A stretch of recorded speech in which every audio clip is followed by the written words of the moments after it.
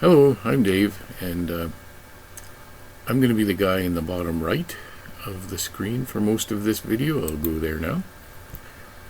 What I've been asked to do is a video explaining my teaching philosophy, and I've done this many times. Usually I end up showcasing my online teaching skills and abilities more than what's happening in class. So what I'm hoping to do is a different and maybe a more memorable way of describing what I do in the classroom and why I do it. And we'll start with a question. Have you ever wondered how kids can learn so much so fast? I mean kids between 1 and 3 years old.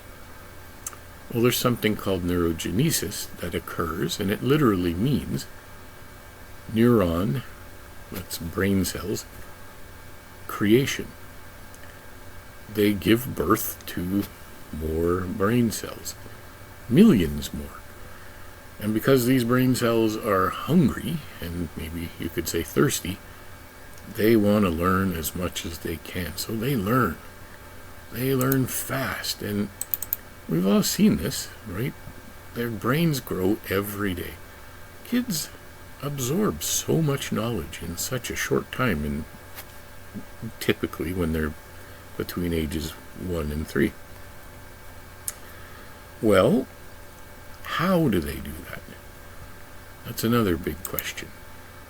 I think, and this guy, probably the best known teacher of children in the world, Mr. Rogers, and another great educator, John Dewey. And John Dewey says play is the serious business of childhood. Well, Fred Rogers says play is really the work of childhood. It's the same thing. Kids play.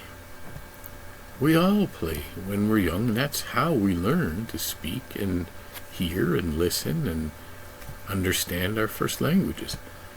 We are very, very efficient little language learners. All of us.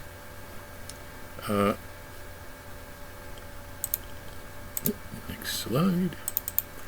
So, gamification, as it's called in educational terms nowadays, is a super efficient way to teach and learn communicative skills, speaking and listening.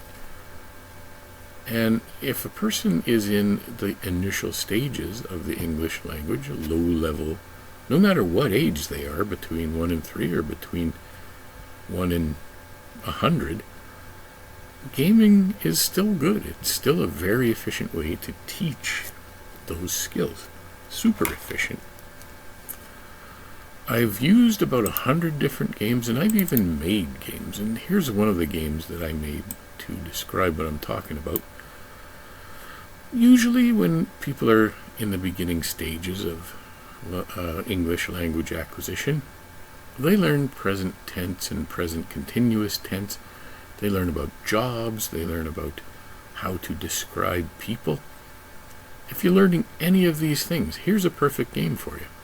You'll notice different jobs: chef, stewardess or flight attendant, cheerleader, model, rock star, farmer, all around the edge.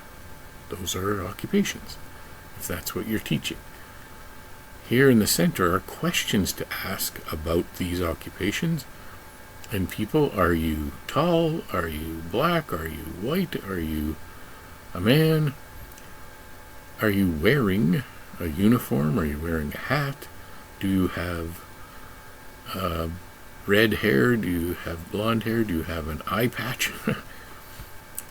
So these are present continuous and present tense questions, and the answers are on the cards that every player gets, so they can answer using present tense. It's a real good way to practice all of these skills, and it's more fun than just explaining the theory and telling them what to do for this.